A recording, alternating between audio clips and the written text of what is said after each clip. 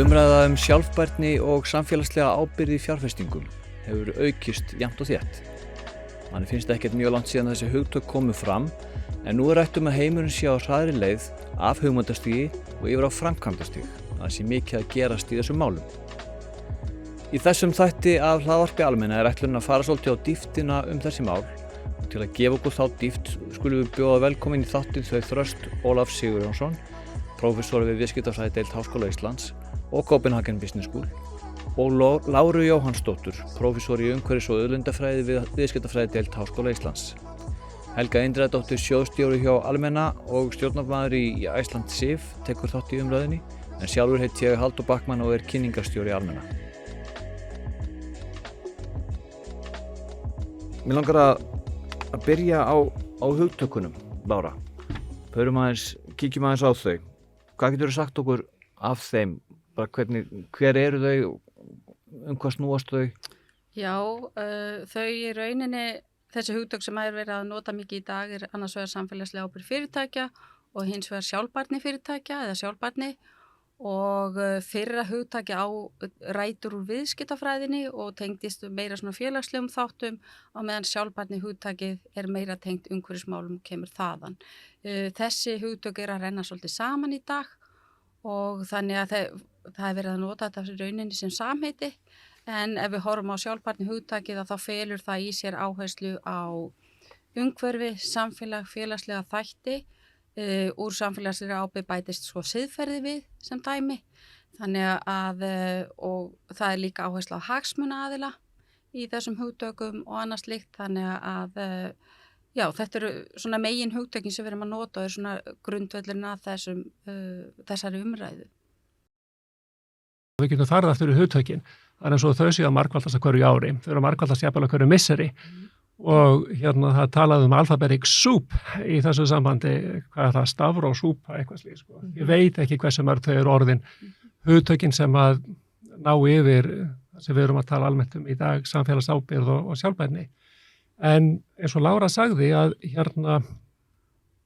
sko, rótin eldgömul og þetta ekkert nýtt, og margt nýtt hefur gerst að senasta áratug og við kíkjum á þá eftir. En sko, það eru meira en 2200 ár síðan að fólk byrjaði að tala ábyrgð gagnvart samfélagi, ábyrgð í viðskiptum, og sú heimild sem að ég man eftir, sú elsta, kemur frá Rómaveldi 200 fyrir Krist. Þar Cicero, hinn vitri, hann kvartaði undan afleituð viðskipta siðferði í Rómaborg og vildi á það bætt. Svo líða náttúrulega árþúsundin og það hefur alltaf verið kvartað undan, eða oft verið kvartað undan lélegu viðskipta siðferði víða.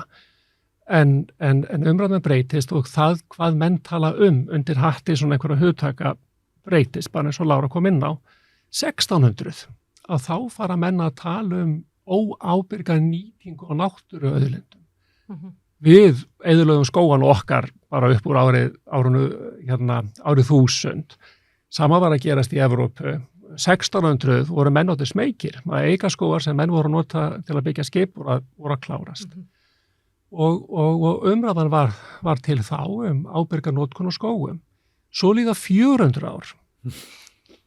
Þá fyrsta greinin, ritrýnda greinin sem að ég hef séð ábyrgar fjárfestingar.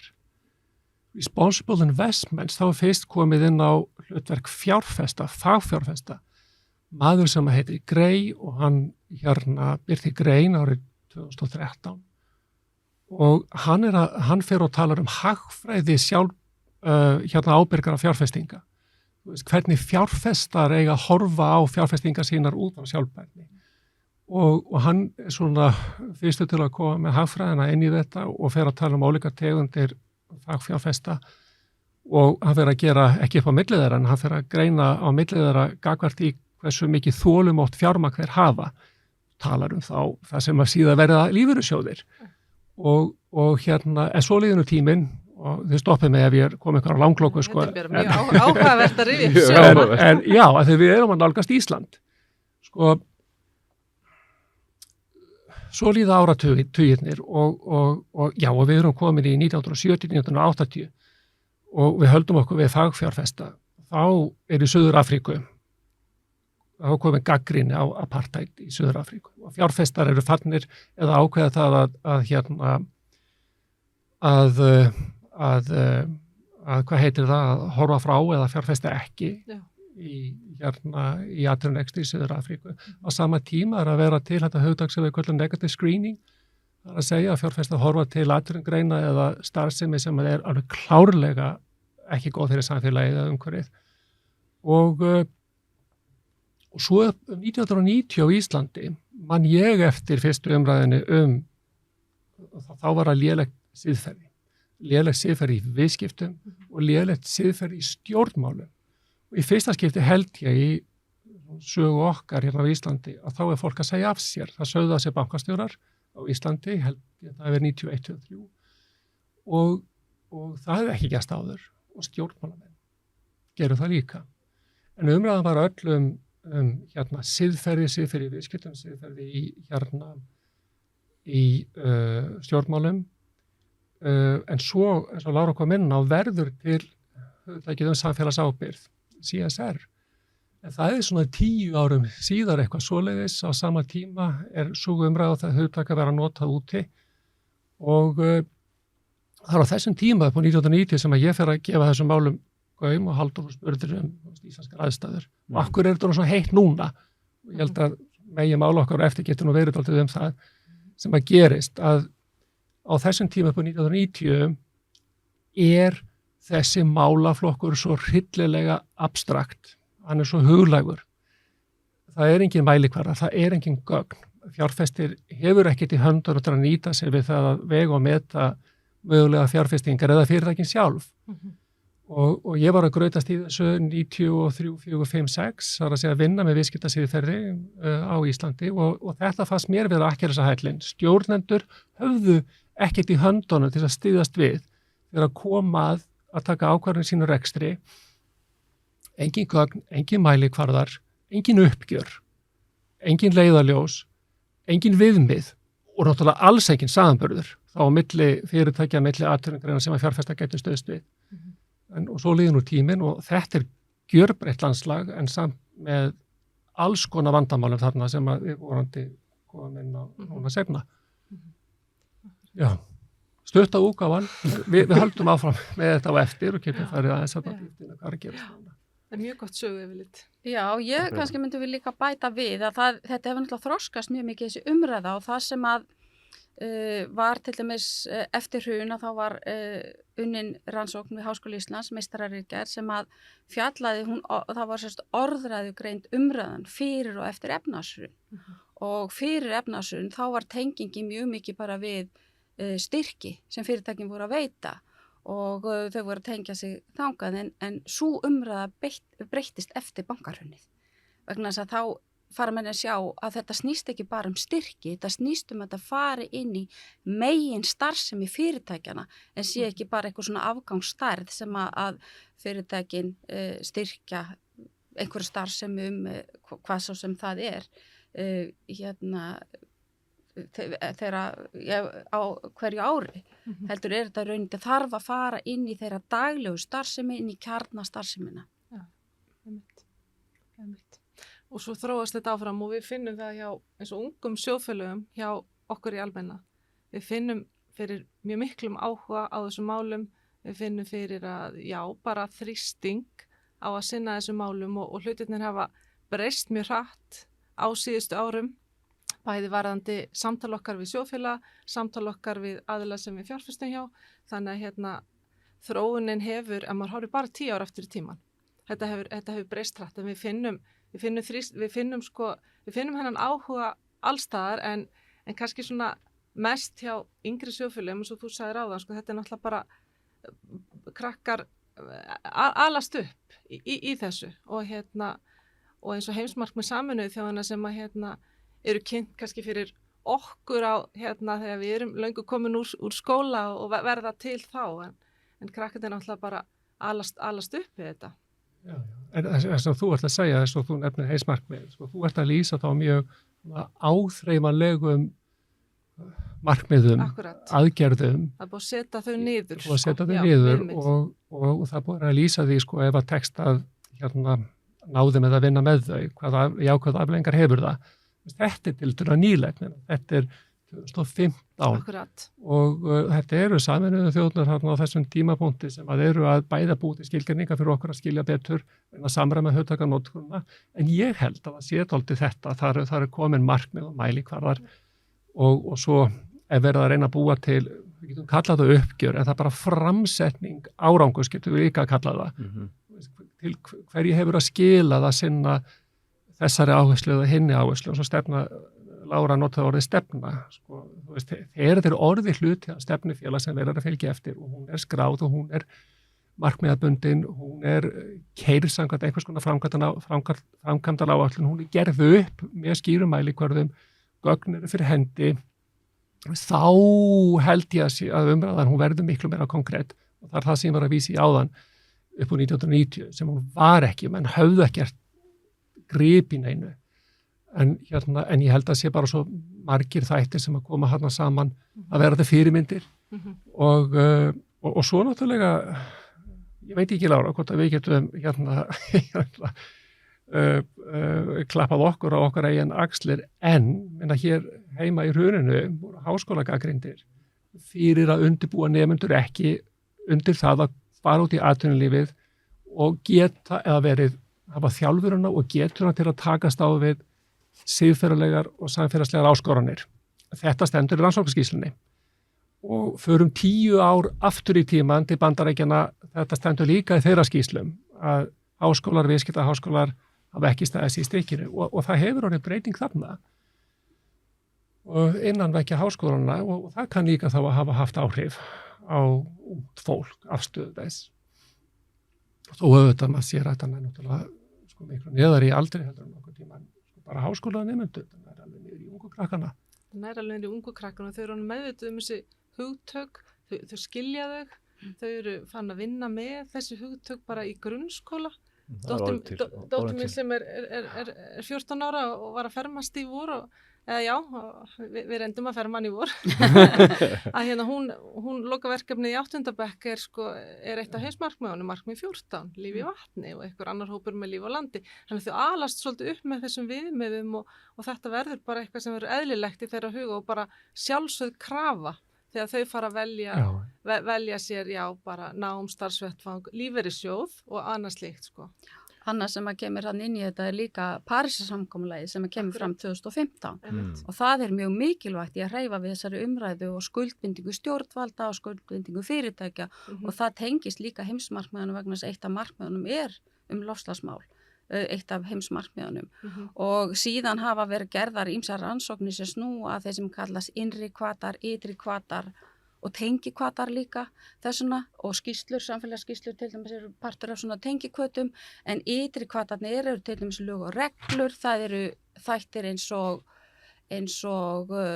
þrýstingu frá alls konar hagsmunaaðilum, hvort sem það eru markaðsöflin eða hvort að það eru bara frjálsu félagasamtökin og það eru svona ytri hvatarnir og innri hvatarnir eru líka til staðar og þeir eru annars vegar fjárhagslegi hvatar og hins vegar siðferðileg sjónarmið og það byggir þá ofta á siðferði æðstu stjórnenda í fyrirtækjunum en fjárhagslegu hvatarnir eru það að fyrirtækin geta annars vegar dreifu kostnaði og hins vegar auki tekjur. Þau eru að draga úr áhættu og annars slíkt þannig þannig eru líka hvatar sem eru að koma fram með mjög skýrum hætti.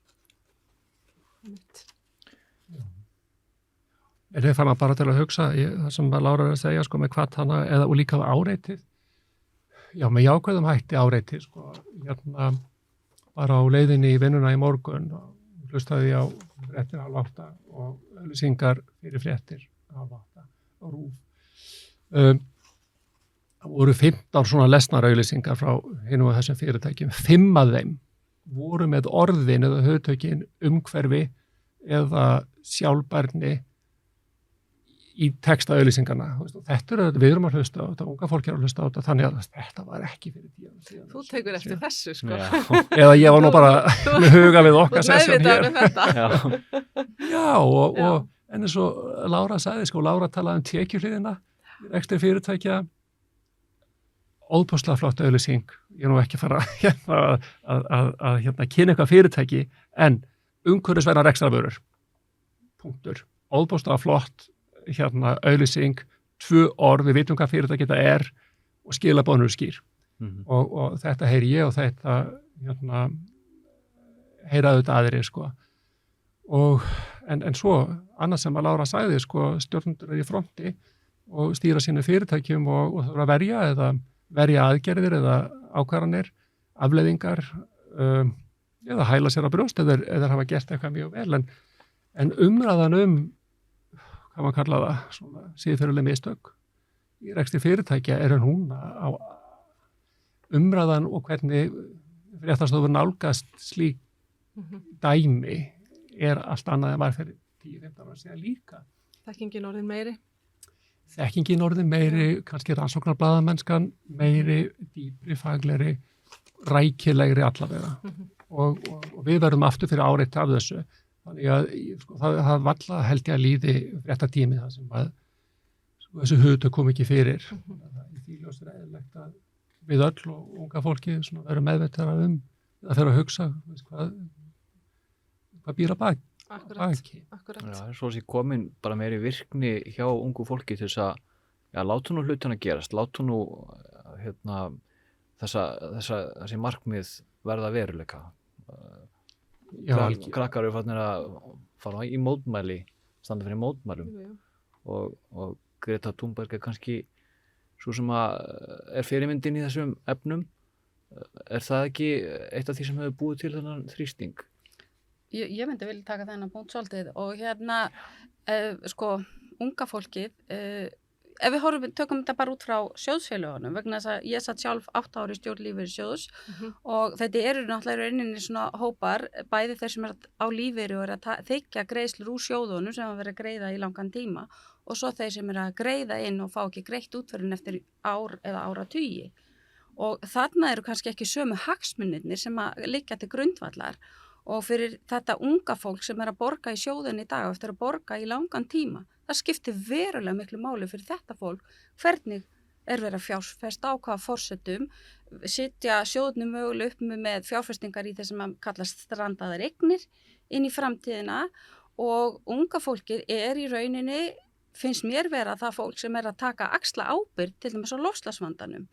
Vegna þess að eins og þú veist að nefna Gretu Thunberg og við erum líka að tala í dag loftslagslögsóknir og þetta einhvern veginn sem þáttur sem vaxandi, ég einhvern veginn áttaði mig á þessu fyrst bara fyrir ekki svo löngu síðan, einhverjum 5-10 árum síðan og það kom út bara nýlega skýrsla sem var gefin út af háskólastofnunum í Bretland og Bandaríkjunum þar sem að þeir eru búin að draga saman yfirlit yfir loftslagslögsóknir og þær eru bara tæplega 1600 sem eru kortlagðar í þessari skýrslu. Flestar þeir eru í Bandaríkjunum en eitthvað tæplega 400 annars staðar í heiminum og það sem áhugavert í þessu að af þessum málum 58% að vinnast í dag. Það þýðir það að dómstólar að dæma annað hvort fyrirtæki eða stjórnvöld fyrir aðgerðarleysi á sviði loftslagsmála. Hollendingar töpuðu svona máli þar sem að þeim var bara sagt þeir ekki að sitja nógu metnaðarfulla stefnu í loftslagsmálum. Shell var að tapa svona máli líka þar sem að þeir bara gert að draga meira losun heldur þeir hefðu ætlað sér. Þannig að þetta þarna vaxandi þrýstingur og mér finnst þetta í rauninni svolítið áhugavert að það eru börnin sem að axla ábyrgð, ekki þeir sem að stjórna samfélagunum eða stjórnundu fyrirtækjana og mér finnst svolítið mikil ábyrgð sett á axlirnar á unga fólkinu. Ég verð að segja það. Þetta þá, þú finnur þetta í háskólasamfélaginu bara vítt og breytt. Nú vitum við að það er samstarfsverkefni í gangi að milli háskóla þessi mál, en þú finnur þetta hríslast þetta þarinn líka? Já, ég hugsa það nú, en mér finnst þetta bara svona að því þegar maður farin að velta þessu málu fyrir sér, þá fer maður að sjá og taka meira eftir bara í umræðinu, ýmsum þáttum og ýmsum öngum af þessu máli. Háskóli Íslands núna að taka þátt í viðamiklu evrópsku samstarfsverkefni sem heitir Aurora, þar sem eru háskólas bara víða í Evrópu, 8-9 talsins, sem eru að leggja mjög mikla áherslu á aukið samstarf og meðal þeirra þáttar sem að verður þar og þegar komið af stað eru áherslur á loftslagsmálin, á samfélagslega ábyrgð, á samfélagslega nýsköpun. Þetta það sem háskólarnir eru að fara að auka samstarf á þessu sviði í Evrópa allavega. Já, og svo margt sem að hérna var að segja, ég hef átt að skrifa þetta niður til að taka punta. Já, það er hérna, já, svo margt í þessu, allt frá, sko, Lára byrjaði hérna í pælingum með lögsóknir sem að eru í gangi og nefndi Shell og það er bara, getur við ekki einn bara þátt í að ræða það mál og hvaða, akkur þessi niðurstaða virðist vera eins og hún og hvaða afleiðingar hún kann að hafa, ekki bara fyrir Shell heldur fyrir fyrirtæki yfirleitt og fjárfesta. Það sem ég hef í huga eru tveir kannski þættir sem við leiðum að koma inn á. Annars það að fyrirtæki sé gert ábyrgt fyrir allir aðfangakeðjunni. Það er gert ábyrgt fyrir því með hvaða hætti byrgjar þess starfa. Það ég veit ekki hvað að kalla það, inngrip eða eitthvað sko, en þetta held ég að sé svona nýtt, svona sem við erum að sjá þessu sjónasviði og við erum bara mjög fróðlegt að fylgjast með því með hvaða hætti fyrirtækin alltaf bregðast við þarna og maður spyr sig auðvitað, þú veist, möguleikana, hvernig það gert, með hvaða hætti gerur það, aftur komum við að gagnsæi, mælanleika gögnum, hvernig að ætla Shell eða hvaða fyrirtæki sem til dæmis í framleiðslu að gera þetta og eða þá að bera ábyrgð á, sko, í eitthvað skona virðiskeiðu aðfangakeðu bara á fleirum með sjálfum sér. Hérna, og svo það hitt, að ef ég skil dóminn rétt, þá það þannig að Shell eins og nánast öll stór fyrirtæki í dag Íslandi og annars að gefa út skýrslur, samfélagsskýrslur, uppgjörsskýrslur. Byrjaði muniði bara sem svona lítill viðauki við skýrslum stjórnarfyrirtækja en nú þetta orðið lögfest í flestum ríkjum og það sem að fyrirtæki vera að gera grein fyrir því sem við köllum í dag og fjárhagslegar upplýsingar. Hefðbundið sjáum við ásætninga með fjárhagslegum upplýsingum en nú þetta komið til viðbótar. Verður jafnmikill vilji, áhugi á því að birta nánast hvað sem setja hvaða lofar sem inn í sína sjálfbærniskíslu. Komin sjálfs ábyrgð á þann texta sem fyrirtæki setja í slíka skíslu. Það virðist vera þannig á Shell. Þannig að maður veit ekki alveg í hvað átt maður á að horfa en maður óttast líka pínulítið að kannski ekkert að óttast þarna. Maður að hugsa þetta bara dálítið í fyrsta skipti núna en munu fyrirtæki halda aftur af sér. Það kemur að því hvað birt verður í þessum skýrslum. Já, tala að tóni niður texta og svona við getum bara að standa við það sem þau. Já, og ef þau gera það ekki, þá það gagn í máli gegn viðkomandi fyrirtæki.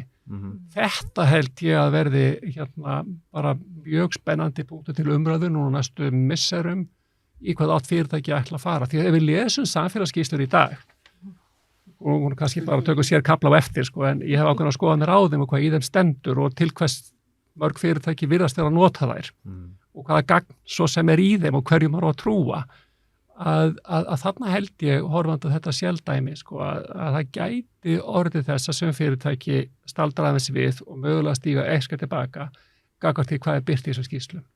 Og það mjög áhugavert fyrir fagfélagsstæði yfirsjóði að vera áhörundur að þáttangutur í þeirri umræðu því að þeir eru svo stóri hagsmunaaðilar eða hagaðilar að notkun þessara skýrsla. Ég hef líka ákveðna skoðunar á þessu skýrslum og hvernig upplýsingar koma þar fram og það til dæmis bara varðandi mælikvarðana í þessum skýrslum. Það skiptir alveg ofsalega miklu máli hvaða mælikvarða verið að nota þessum skýrslum og hvernig hvaða mælikvarðar eru, að það sé hægt að horfa þróun yfir tíma, að það sé verið að sjá raunverulega, að það sé verið að ná árangri. Þannig að maður þarf að vera þegar maður er að skoða þessu skýrslur bara ofsalega gagnrýnin. Og það þarf líka átt að segja á því, til dæmis ef við tökum loftslagsmálin, að því ég brenn svolítið fyrir því að þetta stærsta máli sem við þurfum að takast á við. Ef við horfum út á þetta, hvernig erum við að mæla þetta? Erum við að mæla þetta á hverja framleita einingu, á hvern starfsmann, eða erum við virkilega að horfa horfa á heildarlosunina, verið að ná henni niður, vegna þess að það það sem við þurfum að ná niður, það heildarlosunin. Við getum alveg verið að mæla þetta hverja framleita einingu, það getur vel verið að við séum að ná einhverjum árangri þar, en ef að fyrirtæki í vexti, þá heildarfótsporið að vaksa. Þannig að þá erum við bara ekki að ná tökum á þessum vanda. Þannig við þurfum að horfa líka bara ofsalega með gagnrýnum hætti á mælikvarðana og hvernig þeir eru settið fram og það allt saman. Og svo líka stundum verið að bera saman epli og appelsínur vegna þess að sum fyrirtæki að mæla það sem heitir umfang 1, umfang 2, umfang 3. Þau sem að taka öll þessi umfang inn í sína mælingar að ná utanum í rauninni aðfangakeðjuna líka og það allt saman. Og meðan þau sem að mæla umfang 1 eru í rauninni bara að ná yfir mjög lítinn brot af sinni starfsemi eða sínum áhrifum. Þannig að við þurfum að gera þetta og ég var með meistarnema sem að var að ljúka námi í fyrra sem að var akkurat að horfa á þetta. Hún valdi að skoða svona skýrslur frá námufyrirtækjum í Evrópu og þar sem sagt, og hún verkfræðingur í grunninn, heitir Angela Ivik og hún sem sagt valdi það, öll þessi fyrirtæki voru að nota sama staðalinn við skýrslunar, GRI, Global Reporting Initiative staðalinn. Og hún skoðaði skýrslu frá þessum fyrirtækjum 3 ár aftur í tíman, þannig að það voru 30 skýrslu sem voru undir í þessar greiningu og það sem var áhugavert við þetta, þó þau voru öll að nota sama staðalinn, niðurstöðurnar voru ekki samanburðarhæfar. Við erum ekki komin á þann stað ennþá. Var það þá út á upplýsingagjöf frá fyrirtækjunum? Þau voru bara kannski að nota ekki sömu mælikvarðana eða sömu voru að nota, segjum bara kíló með önnu notuðu ykkur aðra einingu og svoleiðis og þá þarf þetta að fara að byrja að umreikna allt yfir á sama mælikvarðan svo að bera þetta saman. Þannig að þetta bara partur af því að skýrslunar, við þurfum að ná þeim á þann stað að við séum að bera saman epli og epli eða appelsínur og appelsínur. En þetta nefnilega mjög áhugaverið punktur og ef við hoppum kannski aðeins yfir í fjárfestingar og það sem að við erum að skoða og bara lífeyrissjóðir almennt að skoða eins og innanlands þegar þeir eru að fjárfesta. Það er alltaf svo margir þættir sem farið yfir og þetta bara komið inn í þessa heildarskoðun á fjárfestingum. Þá bara farið yfir þessa ESG eða UFS, umhverfislega þætti, félagslega þætti og stjórnarhætti og þessi punktur einmitt með að geta borið saman að velta fyrir okkur hvað eru við stödd í því af því að þessar samfélagsskýrslu sem þú nefndir sem eru flest fyrirtæki eru fann að skila og eru bara mjög flottar skýrslur. Það oft svolítið erfitt að bera það saman. Þegar við tökum út og erum að reyna að bera saman við erum að draga fram einhver gögn. Það ekkert auðvelt að ná utan það og það eru vísu komnir svona ákveðnir staðlar, það leiðbeiningar frá Nasdaq, frá Kauphöllin og annars slíkt sem hjálpar. En nú á leiðinni svona evrópskt direktív eða svona frekari regluverk á leiðinni og maður svona vonar að það kannski geti hjálpað í því sem þú ert að nefna upp á samanburðin. Það þetta flokkunarreglugerð til dæmis Evrópusambandins EU taxonomy sem að lítur að fyrirtækjunum, lítur að atvinnugreinunum og þá á að reyna að samræma innan hverja atvinnugreinar og svo kannski önnur reglugerð sem mun skipta lífeyrissjóðina til dæmis á Íslandi með miklu máli sem hefur að hluta til tekið gildi úti. Það þessi SFDR-reglugerð, Sustainable Finance Disclosure Regulation, sem upplýsingagjöf á fjármálamarkaði. Það sem bara að eignastýringa húsum til dæmis ber að upplýsa bara umhverfis sjálfbærni, fjármála afurða og þetta mun skipta okkur rosalega miklu máli. Þannig að maður svona vonast til að svona fá betri tól og tæki til að geta beint fjárfestingum svona til umhverfis sjálfbærna eða grænna fjárfestinga eftir þessum tíminn líður og það er akkurat það sem þú nefndir að samanburðurinn erfiður þannig að vonlaus þetta ekki nógu jákvæmt orð vonlaus. Þetta bara búið hjá okkur. Nei, þetta var svolítið morbid. Þetta mun ekki hjálpa okkur á þessari vegferð, það fullt af áskorunum. Ég held að hjálpi bara vegna þess að vandinn er viðurkenndur. Vandinn er viðurkenndur, já. Þannig að það er bara ljóst. Það er allir að kvarta og þannig að vandinn er viðurkenndur. En málið er að það eru sumir sem hafa mjög mikla hagsmuni af því að viðhalda vandanum. þetta er orðin svo stóra Og atvinnugrein. við kennan ekki í raun og veru þá. Já, ég meina reitunar aðilar, þeir poppa upp bara daglega, vikulega út í heimi og þetta er orðið svo stóra atvinnugrein og að eiga við þessi ófjárhagslegu uppgjör öll og við erum að sjá, það er nýsköpun í þessu, það eru ný fyrirtæki sprett upp sem eru þetta er löng virðiskeðja, allt frá því, Lára sagði sko, hvernig verða til bara hugmyndur hvað við ætlum að mæla? Það er einhver grunnur, það líður að byrja þar, ef við horfum einhverja keðju sem endar í því að fyrirtæki gefur út uppgjör, skýrslu, sem er notuð af fagfjárhagsstöðum, hún er notuð af eftirlitsaðilum, hún er notuð af fólki, bara almenningi, háskólanemum og það er kallað eftir þessum uppgjörum, en þessi keðja hún er mjög löng og það er margt á henni og nánast finnst manni hver þáttur á henni flytur einhver vandamál með sér. Allt frá því sem vorum að tala um áðan aftur, að hugmyndum hvað á að mæla, hvernig á að mæla það, hver ákveði það? Er það reitunarfyrirtæki í London? Er það hugbúnaðarfyrirtæki í Berlín? Er það think tank í Washington? Hver ákveði það? Í dag ákveða allir það. Og það eru 1000 aðilar sem eru ákveða þetta í dag. Og það opnar þá dyr eins og þú segir kannski fyrir þá grænþvott eða einhver leiti. Þú veist að koma inn á það þegar þú segir sko, já. Já, alveg. Hvað er grænþvottur? Það er kannski bara ágætt spurning að fara. Já, það er reyninu bara fyrirtæki að setja frá sér villandi eða rangar upplýsingar stöðu þessara mála hjá fyrirtækjum. Það flokkast sem grænþvottur og berja sér ég myndi bara segja skreita sem stolnum fjöðrum. Það er ein leið til að útskýra hvað þetta er. Og ertu í rauninni, þú getur segjum sem svo að þú ert að selja ískáp eða hvað það er og þú segir að þetta sé voða umhverfisvænt og grænt og það er kannski bara umbúðnir utan af ískapnum með þvottavélinni. Þú veist, þetta þarf að vera í rauninni, þú veist, við getum ekki verið að skreita okkur með einhverju sem er raunverulega ekki til staðar.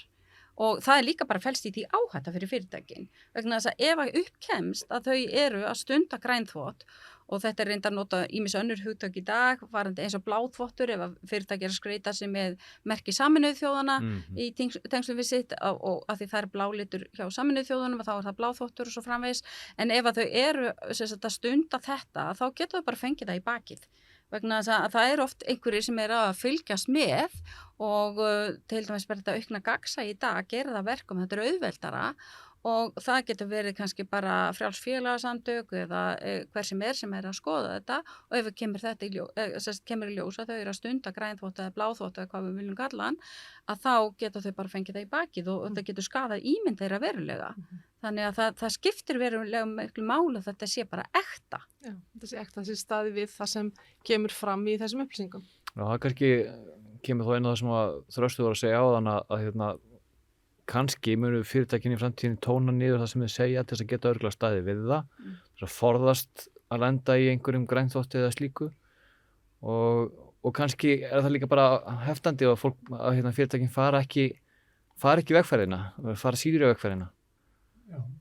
Kannski það ef að menn sjá að það lögsækja mig, ég legg fram þetta skýrslu og þetta segist ég gera og veikast ekki að því að ég stend ekki við það, ég get ekki staðið við það eða upplýsingarnir eru rangar og þá komum við aftur að þessari vinnu sem að svo margir á þessari keðju sem vorum að tala um áðan eru að reyna auðvitað með réttu hugafæri klárlega að reyna að vinna sig í gegnum en er svo viðkvæmt, brotætt og fyrirtæki í dag er að vinna þessi gögn með mjög ólíkum hætti.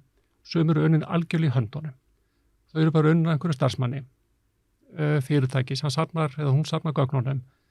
Þau eru allavegana þessi gögn og það þarf að grafa þau upp með einhverjum hætti. Þau eru misaðgengileg. Stundum er það síðan undir starfsmannum komið. Það eru verið að skilgreina hvaða gögn ætlaði að nota fyrir þennan mælikvarða. Myndi annar starfsmaður ná í önnur gögn eða skilgreina gögnum með öðrum hætti, þannig að upplýsingarna eru aðrar.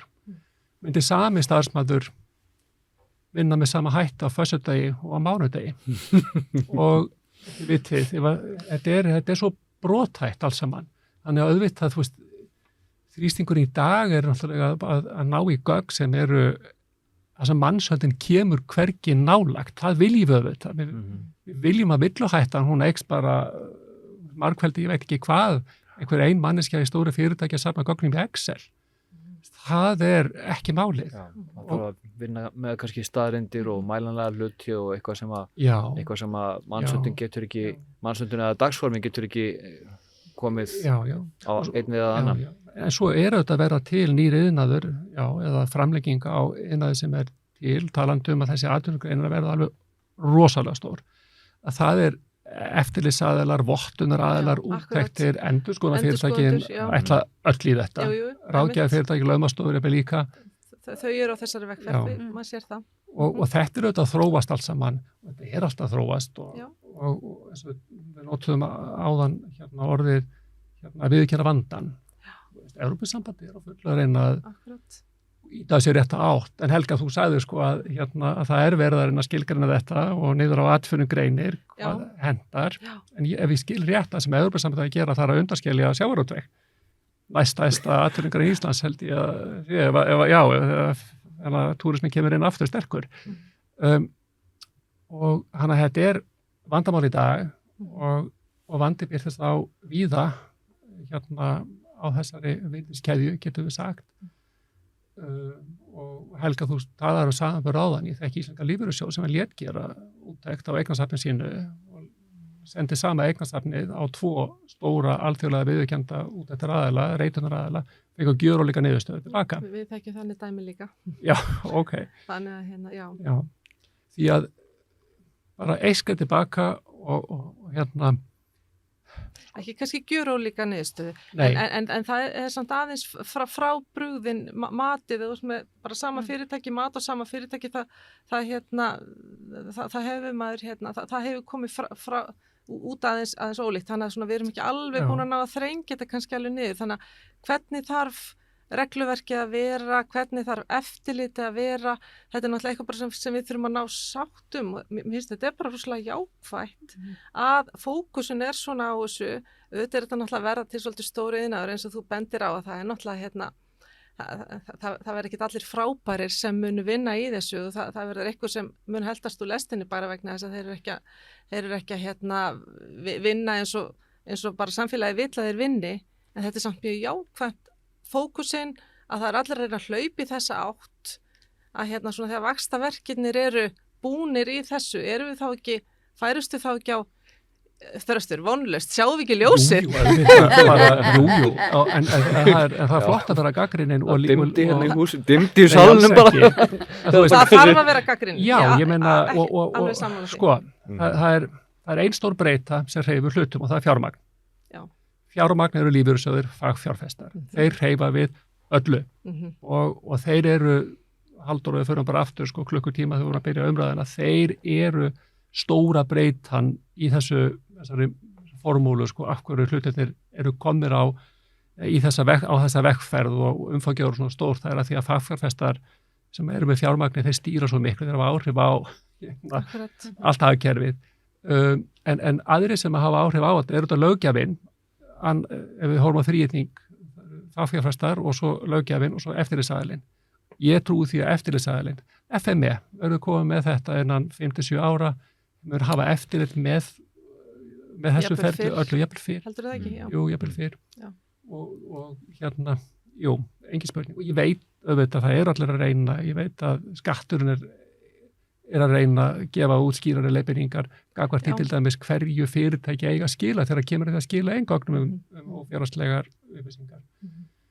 Og En líka talandi þennan þríhyrning, að við tökum löggjöfina líka þá er það sem er að gerast líka í löggjöfinni eða undir þeim ytri hvata sem er löggjöfin, að þá er líka alþjóðlegir staðlar og sáttmálur og annað sem tilheyra rauninni þeim hvata. Þannig að við höfum auðvitað í dag alls konar staðla og slíkt sem að fyrirtækin geta nota, þannig að Já. þau þurfi ekki að vera að finna upp hjólið heldur, þó svo að það eigi eftir að fínbúsa ýmislegt þarna á við sem enn að sjá ákveðin vandamál til staðar, þá samt komin grunnur ákveðinu þáttum, þannig að allavega frá mínum bæjar séð ef að fyrirtæki að fara þessa vegferð, þá finnst mér mjög eðlilt að horfi til þeirra staðla sem eru og leiðbeining og annað sem er mest notaðir í dag og fylgi þeim, það hjálpar á þessari vegferð. Já, gerir það þetta. Og ég held að það sé að skýra smátt og smátt. En vandinn sá sko, sem við komum að hérna fyrir, að það alveg aðalar hérna sem eru í þessari atvinnugrein sem hafa ekki hagsmuni af því að þetta verði allt samræmt og hérna, og allir þurfi, eins og reitunaraðilar, þurfi að nota sömu aðferðarfræði. Það ástæða fyrir því af hverju þeir birta ekki aðferðarfræði sína. Ef hún var í byrt þá ættu við auðveldara með að gera samanburðin en það hluti af business mótunum þeirra. Þeir eru að selja aðferðarfræði og auðvitað meira. Coca-Cola, sem við segir Coca-Cola ekki að byrta uppskriftina sína og sama hátt kannski þetta á hverju keppuru, sko, ef að varan bara mjólk þá fer að verðum og það er erfið. Forsendur sem þarf að gefa sér. Við erum náttúrulega kannski svolítið stöttar en þá að stundum þarf að gefa sér forsendur eins og í þessum úttektum.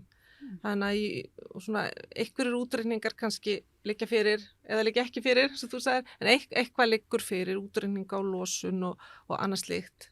En svo í einhverjum tilfellum eins og þegar verið að meta, sem þú veist með eignasafn, heimsmarkmið Sameinuðu þjóðanna, hvernig eru þau í takt við þau markmið, þá þarf að gefa sér forsendur hvert og eitt markmið. Þannig að hvernig, maður velti fyrir sig hvernig það mun þróast, sko, við viljum náttúrulega, þú talaður áðan Þröstur að þú vildir að svona mannshöndin eða skilur að þessir útreikningar og upplýsingar væru, það veri auðvelt að sækja þær, það eru samanburðarhæfar og það væri ekki svona 1, 2, 3 starfsmenn sem væri ólíkir sem væri reikn út, en þá náttúrulega þurfum við líka svolítið að reyna, hvað segir maður, ekki útrýma, en við þurfum svolítið að reyna að minnka svona þessa forsendur sem að til dæmis matsfyrirtækin að gefa sér á ýmsum þáttum og þú ert með alls konar fyrirtæki með Sustainalytics, þú ert með MSCI, þú ert með alls konar fyrirtæki sem eru að meta og eru þá að gefa sér forsendur. Hvernig náum við að minnka þennan áhættu þátt?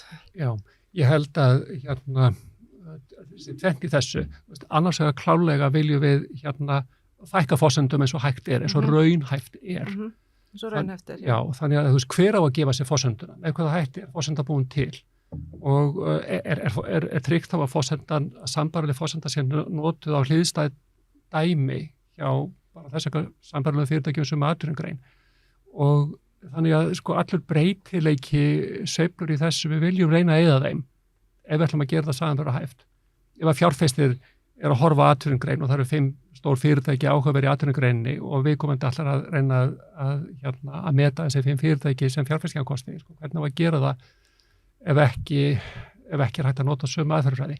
En, nú kemur stórt en og þetta bara þekkjum við sem að erum bara að stúdera rekstur á hverjum degi að fyrirtæki eru bara ólíkum stað og fyrirtæki geta verið það í sínum rekstri, í sinni starfsemi innan sömu atvinnugreinar. Við getum verið með 20 fyrirtæki sjávarútveg, sama atvinnugrein, sama landið, en fyrirtækin að standa andspænis ólíkum áskorunum og á ólíkum tækifærum. Sumir í miklu breytingaferli, önnur ekki. Mælikvarðarnir sem eru undirstaðan undir það að það verða að gefa út mat, fyrirtækin gera það sjálf og svo eru aðrir reiturnaðar sem að gefa út mat á fyrirtækin og svo eru fagfjárfestarnir að nýta þetta, gera jafnvel eitthvað sjálfir, þeir þurfa að skilja í hvaða aðstæðu viðkomandi fyrirtæki í sínu rekstri. Fyrirtæki sem eru á bólakaf í breytingastjórnun er að umbylta skipulagi sínu, farin á nýja markaði, hefur verið að sameinast að selja frá sér. Breyturnar í mælikvörðunum, gildin í mælikvörðunum hljóta myndi maður telja oft að vera önnur en fyrirtæki sömu atvinnugrein jafnstórt en bara á öðrum stað í sínu rekstri. Við erum með, það eru 200-300 mælikvarða sem verður að nota til að ekki mat á starfsemi fyrirtækja í dag. Og starfsmannavelta er einn mælikvarði af 70 undir S-unum, samfélagsþættinum, 70 pluss mínus. Gildið í starfsmannaveltu bara allt annað fyrir fyrirtæki X sem í breytingaferli en fyrir fyrirtæki Y sem í stöðugum rekstri. Ætlum við að taka þá automatist gildið úr einhverju skýrslu sem að segja að starfsmannavelta segja hér 25% í X-unu, 5% í Y-unu og segja X er vond. X kann nákvæmlega vera það sem það þarf að vera til að snúa þessu fyrirtæki við. Þannig að við viljum sjá 25% starfsmannaveltu eða hvað það kann að vera. 5% væri ræðilegt. Þá værum við ekki að sjá frá það breytingar sem að ný stefna að lofa. Þannig við getum ekki horft á þetta blindandi. Nei. Í rauninni það sem við erum að segja. Já, og mér finnst þetta áhugavert varðandi hvar fyrirtækin eru stödd, að vegna þess að það annar punktur hérna líka og það hugsunarhátturinn í fyrirtækjunum. Og það þess að þú getur út frá þessum sjálfbærnimálum, umhverfismálum, þú getur nálgast til dæmis á 3 mismunandi vegu. Það það sem ég hef sagt að sé einhliða ávinningur eða gagnkvæmur ávinningur og svo svona stefnumiðuð nálgun. Á ensku þetta win-lose hugsunarháttur, win-win hugsunarháttur eða strategic approach.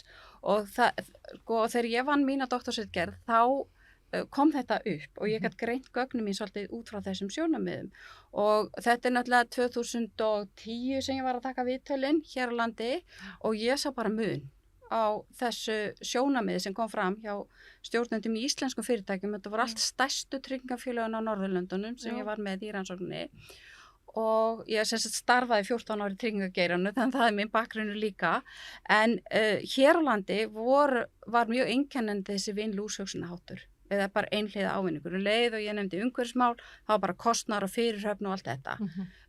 Leið og ég fór yfir á meginlandi, Danmörk, Noreg, Svíþjóð, Finnland, þá var bara þeir voru annarkvort í þessum gagnkvæma ávinningi win-win eða svona stefnumiðari nálgun á viðfangsefnið. Einn viðmælandi sagði við mig eitthvað þá leið, ég held við höfum ekki farið í eitt einasta verkefni á þessu sviði sem ekki hefur skilað okkur beinhörðum, þessu bara hagnaði. Og annar sagði til dæmis þá, þetta 2010, hann sagði við mig, við sjáum að rafbílamarkaðurinn vaxandi markaður. Við erum að bjóða þarna betri kjör á tryggingar, við erum að gera þetta svona hinsegin, við ætlum að eiga þennan markað. Þetta stefnumiðuð nálgun á viðfangsefni. Þannig að viðhorf innan fyrirtækina skiptir líka rosalega miklu máli. Hvernig ætlar að nálgast þetta? Ætlar bara að horfa á þetta sem einhverju kostnað og fyrirhöfn. Kostnað og vandamáli. Kostnað og vandamáli alltaf. Og þá kem ég inn á svona aðra punkta sem að hvað hægt að gera? Ég meina það þarf nýja hugsun. Við getum ekki leyst úr vandamáli sem við sköpuðum með samskonar hugsunahætti og við sköpum það. Við þurfum nýja nálgun á þetta viðfangsefni, þetta business as usual. Það gengur ekki upp. Það þarf nýja hugsun, það þarf skýra stefnu í loftslagsmálum, hún þarf að ná inn í þessa meginstarfsemi, inn í kjarnastarfsemina, það þarf að nota réttum mælikvarðana, það þarf að auka gagnsæið og það getur verið vandamál eins og búið að koma hérna þess inn á, það þarf að leggja áherslu á nýsköpun, nýja orkugjafa, lausnir á sviði orkusparnar og svo framvegis og það sem ég held að skipti líka verulega miklu máli og ég veit ekki til þess að það sé gert hér en var þó verið að gera fyrir 10 árum í Svíþjóð allavega hjá fyrirtæki sem ég heimsótti að það er að tengja saman umbun og árangur. Þannig leið og farin að setja einhverja fjárhagslega hvata fyrir stjórnenduna eru þeir að ná niður heildarlosun, tengist það bónusum, tengist það umbun til þeirra þá fyrir við að sjá árangur. Það líka ákveðin vinkill á þessu og það má heldur ekki gleyma í því að það felst í þessu tækifæri, bæði fyrir fjárfesta og fyrirtækin. Við getum ekki bara að horta á þetta sem einhver vandamál fyrirhöfn. Það er líka í þessu minni áhætta, það eru fleiri tækifæri. Ef þú ert með einhverja nýja lausn á þeim stóru vandamáli sem við erum að glíma, þá hljóta líka þar fyrir framan því tækifæri, nýsköpun, minni kostnaður, aukin sala, tryggð viðskiptavina, hollusta starfsmanna. Það er fullt af þáttum í þessu sem eru jákvæðir út frá sjónarhorni bæði fjárfesta og fyrirtækjana sjálfra. Og það sem er líka svolítið áhugavert að það við erum farin að sjá svona aðgerðasinnaða fjárfesta og það var bara dæmi núna í maí, það sem að vogunarsjóðir í Bandaríkjunum eru farin að bara koma sínu fólki inn í stjórnir fyrirtæki. Þetta gerist hjá ExxonMobil núna. Þeir eru búin að ná svona, hvað við segja, aðgerðasinnaðir fjárfestar eru komið með 2-3 sæti í stjórn ExxonMobil vegna þess að þeir vilja bara sjá raunverulegar, hvað við segja, loftslagsaðgerðir raungerast hjá þessum fyrirtækjum vegna þess að annars bara hætta og þeir sitja upp með strandaðar eignir eða eitthvað þess áttar inn í framtíðina. Þannig að þeir vilja bara fara að sjá umbreytingar áætlanir hjá þessum fyrirtækjum. Það væri áhugavert að þú væri að gera þessa rannsókn núna, Lára. Heldur þú fengir öðruvísi svör hjá innlendum Ég vona það. tryggingafyrirtækjum? Já. Ég vona það. Já. En ég... Heldur við værum komin á sama stað þá? Við værum komin lengra. Já, við værum komin miklu lengra. Við værum komin lengra. Ég alveg samfærið það. Hversu langt við værum komin, get ég svo sem ekki svarað, en ég alveg sammála því. Það væri alveg áhugavert að endurtaka þetta vegna þess að mér finnst breytingin hafa orðið mjög hröð eftir 2015. Já. Eftir Parísarsamkomulagið, eftir heimsmarkmið, þar finnst mér ég verið sjá miklu meiri hraðari breytingar heldur en var frá 2010 til 2015 til dæmis. Ég held að það verði ekki hjá því komist að tala aðeins um doldið sem hefur verið örlítið í umræðunni undanfarið árið og það eitthvað sem heitir COVID og koronaveiran, heimsfaraldurinn og áhrif þess á þetta umræðefni okkar, sjálfbærni. Eigum við ekki aðeins að snerta á því? Jú, ég sko, hvað getur þetta kennt okkur eða hvað hefur þetta kennt okkur ef við erum að horfa þá í sjálfbærnina bara almennt? Og það sem mér finnst allavega að ég dreg sem lærdóm af þessu að þegar við stöndum frammi fyrir krísu eins og til dæmis bara loftslagskrísinu vegna þess að við erum farnir að tala um þessum krísu frekar heldur loftslagsbreytingar, ef við horfum bara til dæmis í þá áttina þá finnst mér að þetta ástand hefur kennt okkur það að við getum brugðist við hratt ef við stöndum frammi fyrir svona áskorunum og það að finna lausnir hratt. Við erum komið bólefni ári eftir að heimsfaraldur fer á stað, þannig ég held að við erum að nýta okkur akkurat þessa niðurstöðu og þennan lærdóm sem við getum dreigja af þessum faraldri sem við erum öll búin að vera í gegnum allstaðar í heiminum til þess að takast á við stóru áskoranirnar. Þetta er bara mjög mikilvæg punktur. Það er hægt að gera hlutina hratt þegar allir leggjast leggjast á eitt. Algjörlega. Mér finnst að koma þá inn á, þá erum við komið að því að tala um íslensku lífeyrissjóðana og hvernig sjálfbærni er að hristast þá. Það hefur mikið breyst á fáum árum, myndi ég segja. Það eru nánast allir og ef ekki allir lífeyrissjóðir búin að setja sér mjög skýrar stefnur og hafa gert það fyrir mörgum árum. Stefnunar eru að verða skýrari, þær eru að verða markvissari, eigendastefnan, þetta samtal við fyrirtækin og það eins og þú nefndir virkir hlutafalýraði, þetta samtal og samvinna við félög sem lífeyrissjóðir fjárfesti. Það er mikið breyst og eiginlega bara allt af hennu góða þar. En svona hvar við erum stödd núna, við erum kannski svolítið á þessum tímapunkti að það er búið að setja stefnur og það sem er jákvætt að fókusin og áherslan er svo mikið á þetta mál. Maður finnur það hjá stjórnendum, hjá stjórnum lífeyrissjóða og eins og nefndir að Þröstur, þeir náttúrulega fara fyrir fé almennings og þetta er náttúrulega stórir fjárfestar innanlands og við erum kannski svolítið á þessum tímapunktu núna að aðgerðir núna þurfa að fylgja og að fylgja þessum stefnum. Þannig að ef við horfum aðeins bara okkur hvað við erum að gera þá erum við að framfylgja okkar stefnu með samtali við fyrirtæki sem við fjárfestum í og við lítum á það sem við viljum frekar eiga samtal og ná breytingum þannig fram heldur en að kjósa með fótunum og selja okkur út því að þú nærð ávinningi með því. Við sjáum líka að gagnvart okkur þá snýst þetta bara á endanum að þekkja áhættu þætti fjárfestingana sem við erum að fjárfesti. Þetta er í rauninni ekkit flóknar en það. Það eru áhættu þættir fólgnir í fjárfestingum og þegar þetta svona hlut af heildarmati hjá okkur, þá erum við að greina fjárfestingar og þetta bara áhættuþættir, ef við erum að líta fram hjá þessum áhættuþáttum þá erum við náttúrulega bara að missa af því og við getum lent í það sem þú nefndir í einhverjum eignum sem stoppa og stranded asset og allt það. Það er einn punktur sem ég langar núna að koma með sem getur komið þá inn í sko, sem áhættu, kerfisáhættu. Já. Og mér langar svolítið aðeins að velta henni fyrir mig, because ég hef skoðað hann í svolítið tíma sem að áhættu skali sem nær frá einstaklingum yfir í tilvistalega áhættu.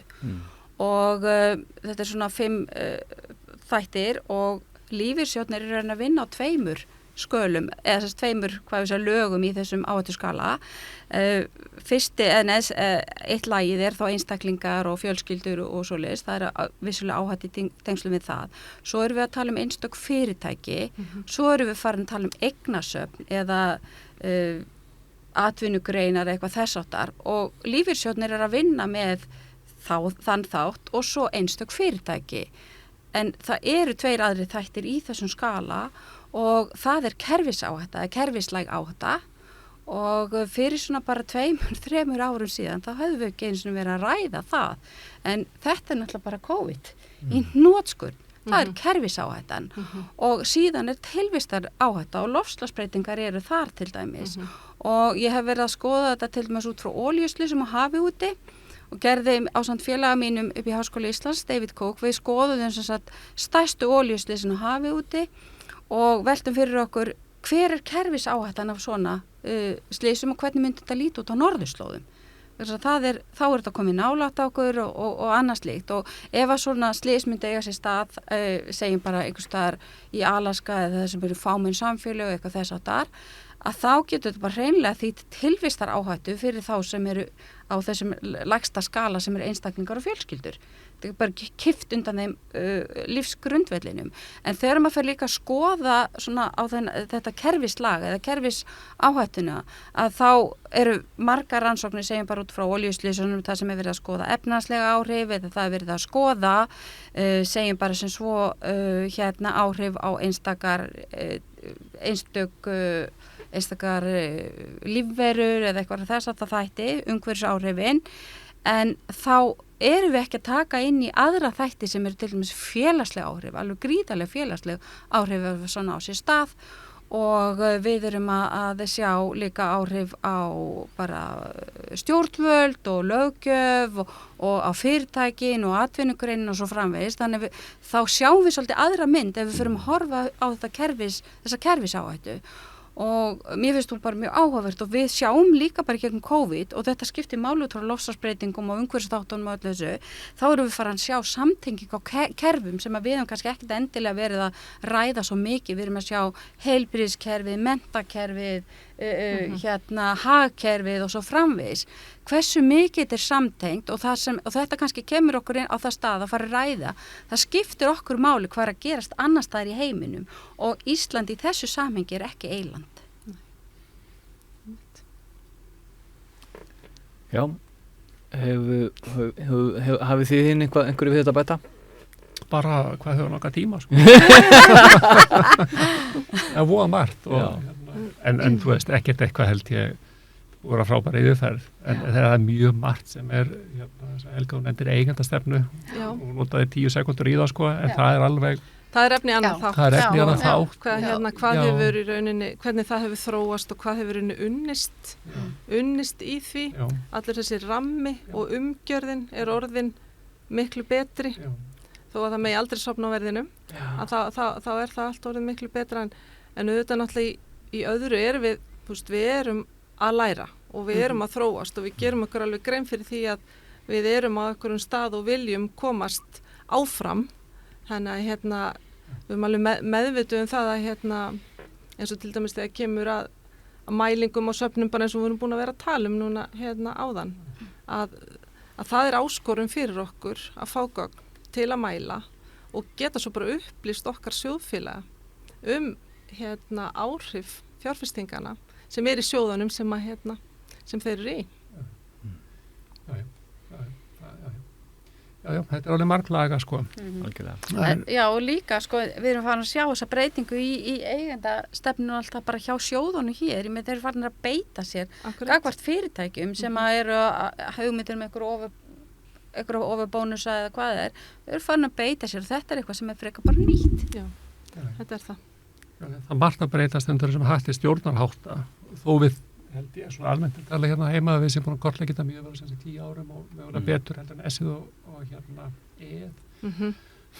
En svo bara svona hugtök eins og eigendastefna til þess að hún tiltölulega fátíð í dag og held ég sé svo sem enginn talið þetta en að sveitarfélögin kannski eitt helst og svo ríkisfyrirtæki og lífeyrissjóðir en hvernig henn beitt þeirri stefnu og umræðan það að það er engin spurning það að vera að taka ákveði vald af stjórn og maður heyrt óbúðslega litla umræðu í kringum það eigendastefna fyrirtækis og það er ekki rætt að neinn dæmi en hvernig hún skrifuð, hvernig hún virkar hvaða mál það eru sem að koma til ákvörðunar þá hjá eigendum en ekki stjórn breytt landslag ákvörðunar sem að stjórn fyrirtækis tók áður án eigendastefnu sumar af þeim ákvörðunum eru ekki lengur teknar af stjórn heldur flytjastu til eigenda en þetta held ég sé nú bara en þó mikill í gerjun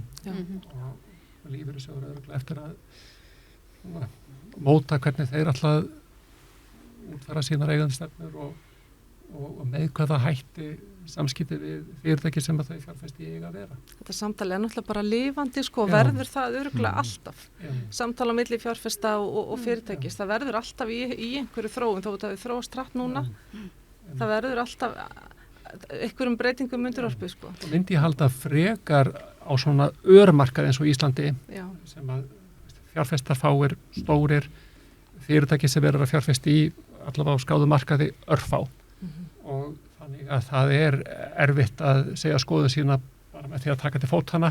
Ég myndi halda undir enginni slíks markaðar þá samtalið hvað köllum við það árangurríkari leið. Ég sammála því. En að því þú sagðir Þröstur með ef við horfum þess að ESG þætti sem þá stjórnarháttaþátturinn G-þátturinn að hann sé kannski þroskasti þátturinn hér í staðin fyrir félagslega og umhverfislega þætti og ég tek alveg undir það vegna þess að þegar ég einmitt var að framkvæma mína rannsókn þá komi þetta upp í umræðinu fyrir 10 ára síðan ESG og en þegar ég var að tala og ég hef séð þetta bara náttúrulega líka það sem verið að gerast, hvernig verið að þjálfa stjórnendur hér fyrirtækjum, það var rosalega áherslu á stjórnarháttaþáttinn á meðan að þegar ég var að taka viðtölin úti á Norðurlöndunum þá var þetta aldrei rætt í einangrun, stjórnarhættinu voru aldrei rættir einur sér, heldur alltaf ESG saman og þar var bara svolítið mikill munur fyrir 10 árum síðan á umræðinu hér og úti og ég held að það sem skýrir þetta til þess að okkur bankarunnið. Eftir að við sjáum bara þetta kerfisrun sem átti sér stað hér að þá fer umræðan sjálfkrafa yfir í stjórnarhættina þannig að við vorum svolítið á eftir með umhverfis og félagslega þættina inn í þessari umræðu. Já, það skýrir þetta kannski. Fyrst. Já. En hvað svona ef við myndum ef þið væri spurðum hver væri svona mesta áskorunin eða helsta áskorunin fyrir lífeyrissjóði í þessum málum, þessum þáttum, nú erum við búin að nefna við erum búin að nefna ýmislegt og það sem kannski eins og horfir við okkur svona þessar konkrét mælingar og okkar söfnum og þanga viljum við fara, við erum búin að tala svolítið eigendastefnunni, hvernig farvegi hún það er þessar mælingar eins og sem snúa að losun og umhverfismálum og að við erum að horfa á aðeins mismunandi niðurstöður, við erum að horfa á forsendunar eins og við tölum það er eitthvað sem mér finnst vera svolítið stór áskorun fyrir okkur þegar við höldum áfram hvernig getum við mælt áhrif okkar af fjárfestinga, hvernig markmið eigum að setja okkur í því varðandi breytingar og eignasöfnum og annað slíkt. Var ágætt að heyra frá ykkur hvað svona áskoranir sem að lífeyriskerfi stendur frammi fyrir þegar kemur að bara þessum þessum fjölmörgu þáttum. Við viljum ekki byrja með nýja þátt. Nei, ég vil Bjölluspurning. Ég vil hérna bara taka undir þetta sama með þessa sömu mælkværi. Ég er alveg vissum að röstur á sömu bylgjulengd með það. En það er líka punktur sem hann nefndi og það er samsetningin í stjórnunum og þekkingin. Það er eitthvað sem að þyrfti í raunin að lyfta svolítið upp, að það sé aukin þekking á þessum málaflokki bara innan þeirra sem að vinna við eignastýringu, hjá þeim sem að eru í stjórnum þessar þátta, og svo myndi ég líka vilja lyfta upp þekkingunni varðandi þennan áhættu skala, að fara líka yfir í átta sig á þessar kerfis áhættu sem er undirliggjandi líka. Já, ég er bara mjög sammála. Ég við erum svona varið mestu tímanum okkar núna saman í að tala ef við höldum áfram með líkinguna við svona keðju, virðiskeðju, aðfangakeðju, tölum virðiskeðju. Því á endanum er lífeyrissjóður að skapa ákveði virði. Við að segja fyrst og fremst fyrir þá sem eiga fjármagnið í honum og en samfélagið allt, því að hann er bara í aðstöðu til þess, fagfjárfestirinn. En við erum búin að tala, held ég, mest svona þennan bakhluta, að segja hvernig mælum við, metum við aðgerðir og framistöðu þeirra fyrirtækja sem að sjóður eru að fjárfesta í, en kannski minna í ef við kallum það framhluta, þetta sem við erum að tala nú í lokin, sem hvaða hlutverk hefur fagfjárfestir þegar kemur að samskiptu við fyrirtæki sem verður að fjárfesta í, hvernig eiga þau samskipt að vera, hversu bein eiga það að vera og hvenær eiga þau að vera og með hvaða hætti eiga það að vera bein samskipti við stjórn fyrirtækis, við forstjóra, við regluvörð, við kauphöll, við eftirlitsaðila, hvernig og þannig að þetta er enn í þróun vegna þess hversu óðbóðslega hratt þessi geiri virðist vera að vaksa. Ég nefndi 20.000 milljarða sem fóru inn í ESG-sjóði nýtt fjármagn í lok senasta árs. Þá finnst manni svona, það er alltaf að springa einhvern veginn. Eftirspurnin er að springa. Það vantar verkefni á þessu sviði. Tengist rannsókn sem ég gerði snemma í vetur. Það eru allir núna undir hatti, rannsakendur, allir undir hatti COVID-19 og skoða hvort að fyrirtæki sé að hlaupa frá purpose inn í profit. Að þetta eru svona fyrirtæki, við vitum þetta, sem að hafa orðið fyrir áfalli í gegnum COVID og meðan mörg farið belly up. Og svo sagði þetta Lára sem er rétt að mörg hafa blómstrað. Þetta fer eftir því hversu lukkulegur varstu með markkópiðinn. En þannig að það er mjög mikið verið að skoða núna fyrirtæki sem að voru að reyna að elta þessu kallum purpose eða góðan tilgang, flúðu þau yfir í profit af því þau eru bara rekin þangað, bara survival mode en svo verið hvatinn fyrir fjárfestingar í þessum ESG málaflokki vera svo hvatinn er svo mikill, eftirspurnin er svo mikill að fyrirtæki sem að til dæmis horfðu til þess að vera að gefa út græn skuldabréf hafa haldið áfram að gera það. En þarna kemur inn bara eitthvað sem við töluðum á það sem er eigendastefna. Ég sé það bara á litlu sampól sem ég hef verið að skoða að þau fyrirtæki sem voru með mjög skýra eigendastefnu og þessi málaflokkur var skrifaði þar að þau héldu sinni stefnu. En til að reyna að ljúka þessu með einhverjum hætti að þá þekking. Ég held að þessi bransi sé stærri en fjármálageirin varð á Íslandi eftir 93 þegar við gerum EES-samningin og íslenskar fjármálastofnanir hættu eða voru ekki lengur bara viðskiptabankar og það var lítil alda sem varða miklu flóði og bjóð til óðbóðslega mörg tækifæri fyrir marga og það var til heil ný atvinnugrein og ég held að það sé það sama gerast hjá okkur núna og ég held að það er ekki mjög margir að vinna í þessum málaflokki í dag en ég held að þetta er að springa út og það jákvæða við hann er það að við verðum sjá fara hann inn lögfræðinga, viðskiptafræðinga, haffræðinga, stjórnmálafræðinga, umhverfisfræðinga, líffræðinga, verkfræðinga, eðlisfræðinga. Þetta er þess konar málaflokkur, hann er svo stór og víðfeðmur að ég held að það sé svona eitt risastórt tækifæri og sem það hefur ekki bara afleiðingar góðs hvað varðar atvinnumarkað fyrir fólk sem vil vinna vel, heldur mjög jákvæð samfélagslega áhrif. Þekking er lykilatriði, svolítið. í þessu öllu. Já, og kannski einn punktur hann í viðbóti náttúrulega akkurat það að fyrirtækin sem hafa æðra gildi heldur en bara græða meir í dag heldur en gær, það hefur alveg komið fram líka að þessi fyrirtæki geta fengið til sín að laða til sín hæfasta starfsfólkið. Þannig þetta líka spurningum að samkeppni varandi að laða til sín hæft starfsfólk. Ég held að sé ágætt að ljúka þessu á þessum nótum, það að segja þetta sjálfbærni og samfélagslega ábyrgð ekki áfangastaður heldur vegferð sem að við erum öll á og það sem líka ánægilegt það að aðlögunarhæfni heimsins miklu meiri heldur en við höfum áttað okkur á. COVID búið að sýna okkur það og það eins og Lára kom inn á þekking sem að mjög dýrmætt þegar upp staðið og eitthvað sem að ég held að við gætum nýtt okkur í vegferðinni. Kom okkur áfram. Ég vil þakka ykkur innilega fyrir skemmtilegt samtal, skemmtilegar umræður. Þetta búið að vera mjög ánægilegt og ljúkum þessu hér með.